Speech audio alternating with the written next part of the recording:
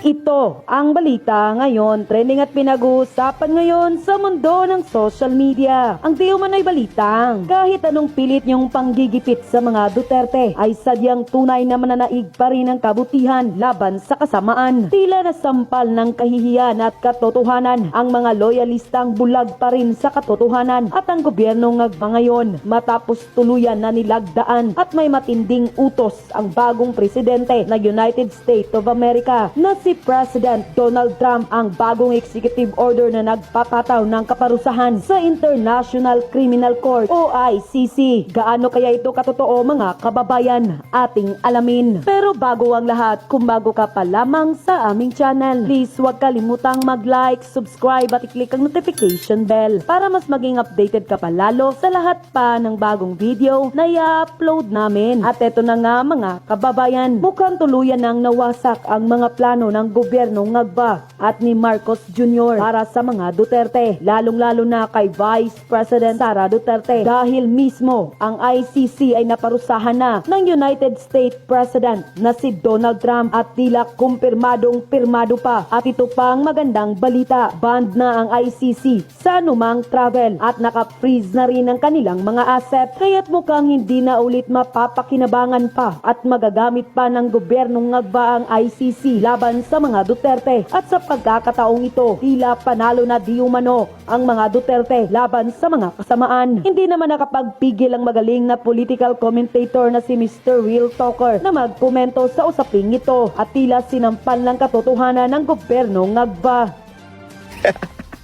ICC nyo, pagod na. Basahin natin mga lods. US President Donald Trump has authorized economic and travel sanctions targeting people who work on International Criminal Court investigations of US citizens or US allies such as Israel, drawing condemnation, but also some praise abroad. Trump imposes sanctions on International Criminal Court. Diyos ko! Akala ko ba sila ang nagpaparusa? Bakit sila ang paparusahan ngayon? Ay, nako. Ang mga umaasa sa ICC, kawawa naman kayo. Diba? Ganyan. Ganyan ang presidente. Pag may mga nangingialam, palag talaga. Hindi yung dito sa Pilipinas, porket kaaway nila ang dating presidente, papasukin na ang mga dayuhan.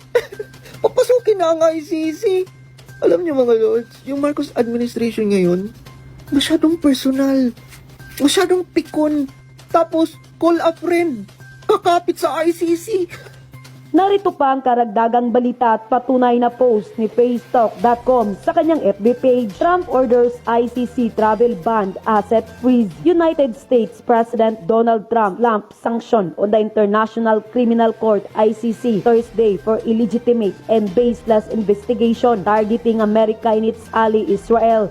The White House said Trump signed an executive order saying the court in The Hague had abused its power by issuing an arrest warrant for Israel Prime Minister Benjamin Netanyahu, who held talks with the U.S. President on Tuesday. He ordered asset freeze and travel bans against ICC officials, employees, and their family members, along with anyone deemed to have helped the court's investigations. The names of the individuals were not immediately released, but previous U.S. sanctions under Trump had targeted the court prosecutor. Unquote, mukhang pumapabor ang lahat at isang magandang balita ito para sa mga Duterte, lalong-lalo na kay Vice President Sara na tila siyang bumaliktad naman sa lahat ng bumabatiko sa mga Duterte. At nang lumabas ang balitang ito, hindi naman nakapagpigil na magsalita na rin ng taong bayan sa mundo ng social media. At ayon pa sa kanila, excellent job President Donald Trump, God bless you. Mabuti pinatawan mo ng parusa ang ICC at ang mga politiko sa Pilipinas na gustong guluhin ang kapwa nila politiko, nakipagsabwatan pa sa ICC. Hindi talaga magtagumpay ang masamang hangarin sa kapwa kung si God na ang gumawa ng paraan. The smart decision of President Donald Trump. Kapareha talaga sila ni FPRRD. Kaya iyak na naman si BBM, Dilima Trillanes, Tamba, DOJ. Mabuhay Duterte supporters, solid PDP lineup for Senator. God save the Philippines. Pinagmamalaki pa naman nila ICC at Tuadcom. Nadaig pa ang EC manghusga sa tao na wala namang due process.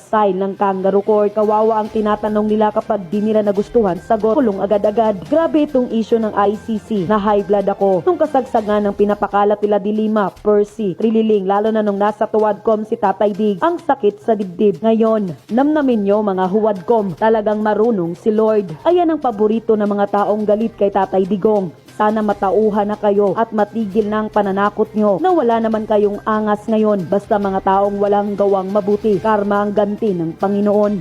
Unquote.